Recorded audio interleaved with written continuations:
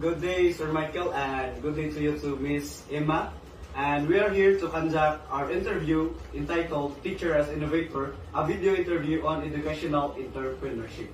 And to further, I will introduce myself. I am Wendell Rossi de Busora, and this one is... I'm Adrian De Elemento. I am John Ray Arroyo. Jean Marie Franza. Jibwit Manila. Glenn Arante. Miss Emma, may we know a little bit about your background and also a little bit of your life? Okay, I'm Maria Emerson Mabel Franza. I graduated from St. Cecilia's College, year 2019. I graduated Bachelor of Secondary Education, major in Mathematics, and I am also currently having my master's degree in Cebu Technological University, major in Mathematics Gihapon. And my life now is I am teaching in San Fernando 2, District 2, in Celiaco V. Paradela Integrated School, advisor of grade 10 and How long have you been teaching and what inspired you to become a teacher? the question. I've been teaching for 3 years and 3 months, and teaching is not my course jud. Kaya ang ako aging course na gusto is engineering. But my parents, kaya wala man sila kwarta na ikagasto. So, with their consent, nangato mi sa St. Cecilia, o enroll ko, o dapat accountancy. Wala may accountancy. It's BSN English and Math. So, I chose Math. And inspired you? Yes. I was influenced by my sister and my cousins because my cousins in my mother's side is all teachers, both in elementary and high school. And my sister is also a teacher in Math. So that's what inspired me. Second question is, what challenge have you encountered in your teaching journey? In my teaching journey in private school, the first year of my teaching journey is kanang wala ko naka-experience of mga kagubot kay nag-online class man, no? Then diri na sa San Fernando kay ang challenge nga akong na-face is through the parents, dili sa students. Kay bangaway ang parents kung ang grade sa ilang mga anak kay line of 7. Nya question nun ang teacher, nganong line of 7 man ni ma'am? Nga nito nga mami. Nya unsaon tanong mutungan niya tagaan na kag 3 out of 20 kana mao na mga challenges akong na-face. And also kuan pa day kanang sa weather didto kay lahi sa weather diri sa tuang kay sa bukid man gud murag sige na mig-uwan, sige mi og walay klase. So sige mi og kanang ADM kanang asynchronous. So magpadala mi og module sa mga The third question is, can you describe an innovative strategy or project you introduced in your class? Well, I have this one kind of activity in math wherein I let my student engage in different methods, just like example, my kanang ako na siya gi-introduce sa district kay di pa research man ko. Ang tawag sa ako ang study is kanang using bingo card in mathematics. So, ang akong gibuhat kay nag-imo ko og question sa polynomials sa akong topic. So, magatag ko og polynomial na kanang questions or equations.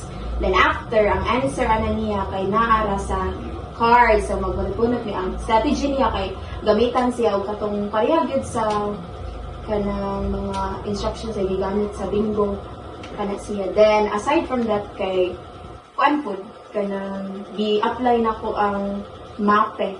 Kay nag-teach magyapon kog MAPE. So, gisunod, gi-apply na ko ang different sa distance ba? Distance formula, kay naman siya mga lines. Nya, ang kanang lines, kay ma-form na sa atong body. Different kanang steps in dancing. So, kana siya, ako po na siyang gi-apply. But in grade 10 na siya. That's it. Question is, what inspired that innovation? That innovation in bingo card, no, kay since sa una katong pag pandemic, wala tayo buhaton. So, ako gibuhat as part of the recreational activity indoor, kay di man ta kagawas. So, nagsikibig bingo. And nakalaw na ko, after sa katong pandemic, na pwede man dahil ako i-apply ang bingo sa math. That's it.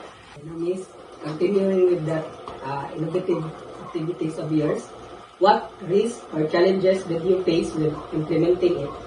Well, the challenges that I faced during that time is ang mga bata kay hinay sa math. Kay dili sila kamao sa addition, dili sila kamao sa basic, especially sa multiplication. Kay ang sa polynomial function, they need to have the multiplication, the mastery of multiplication in all basic formulas in math. How did your students or school benefit from it? Well, for me, kanang 8 lessons na time, no, mas dali siya. Kaya di-prepare naman ako, then nanasan ang cards, ginawa na lang yun kayo mag-solve. And also, kuan po, mas ma-review na ko sila sa basic po. And after manggod sa bingo kay, ay guman sa usa, before ko ma-proceed kay, discuss mo na ako. Yeah, dili ko ma-proceed kung di sila kasagutan. In what ways do you think being a teacher is similar to being an entrepreneur? Well, for me, being a teacher is like an entrepreneur in the sense of maghimo ang teacher o mga different activities. So, kana siya kay mag-innovate ang teacher of different activities na fit build sa bata. Nagaano vision ang mga bata to their future. Look mo, imo silang i-inspire sa imong activity. Connect man nimo in real life. Especially ang math. Actually, ang math, everyday gina. Pagpanganak pa lang nimo, hangtod karon kay kuan gyud nagtuyok ang kalibutan na naagin na ihap ka sa oras and all. So dapat ang activity sa teacher kay connected in real life situation. That's it. How do you create value for your students, school, or communicate through your teaching? Well, for me, kuan jud kayo pinangga gid kayo nako akong mga students na kay even if dili sila mo-pass during sa kanang deadlines kay bisan pag lapas na gid kaayo like padong na jud karon ikaugma kay ping pass na sa grado dawaton gyapon na nako ang ilahang projects. Unya, ako pa gid ang kind of teacher nga mogukod og student. Bali ko dili ang student magukod nako. Ako'y magukod sa student. I let my students involved in environmental activities like sa tinugdan, kay kuan man sila no, kanang nasa sa bukid. So every month, kay namin kanang planting session. And aside from that, kuan po, let them kuan feel nga dili sila pabigat gani na ako. Kay sa uban mong teachers nga na last ay kanang nag-una nako is very hard to do. Like, malate lang 1 minute, dili nakasunod sa classroom. So ako kay, mo accept ra jud ko og late kay ang ilang balay kay tulo pa ka bukid ang giagian mo gipagsapa o lain-lain mo kita nga ko ano paagi nga teacher pero ako mo gud consider jud ko kay grade 10 mo gud ako graduating mo gud ako lisod kayo kung naka sa grade 10 dagan kay pag-risk dagan kay kag i-consider so that's What advice can you give to future teachers like us about being innovative and resourceful? Well, the advice that I'm going to give you guys is be kuan lang, be considerate and do not be strict. No? Even if akong subject is strict na daan, ako, kay opposite ko sa akong subject, pero ako rin mga teacher na chill. Then, kuan sad, ayaw mo surrender. Kung itas mo sa bata, itas mo siya. Dapat firm ka. Ayaw padala. Ayaw jud mo og hilak sa classroom, guys. That's a sign of weakness sa mata sa bata. Pinaka-effective jud ano kay classroom management. Dapat firm jud ka. Ya kuan sad kanang dili nimo bastuson pud ang mga bata sa classroom. Kana ganing time nga tawagon nimo sila or kuan kanang magduwa or kanang makita nimo nga misbehavior. Kana siya i-call ra yung attention but do not give words after. Ayaw jud. mo na nga time na mahit ka sa bata. So dapat kana nga time imo siya i-call. Dahil talk taon niya after lunch ala. Ayo siya ahiya sa iyong classmates kay daghan na sila guys. Lahi jud ilang utok yun. Ya, mukuan man din na ibuli man din na sila sa ilang classmates. Last question. How do your moral or faith-based values influence your innovation as a teacher? Morals and values. Well, I think I put my heart to that strategy. That's why guro moral siya kana ni patok sa mga bata. But sa kana dili man ko mo apply ang strategy nga dili ma-apply sa tanan. Kay alkansi man gud to ang mga dili ka mao kaysa sa kamao.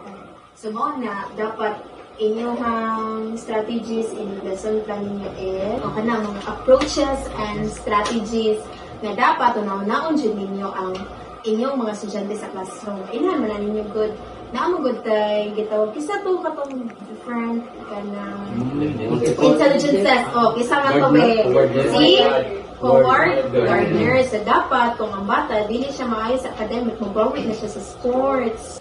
Tagaig chance ang bata. Kay dili sila maayo academically sa sports, kay maayo sila.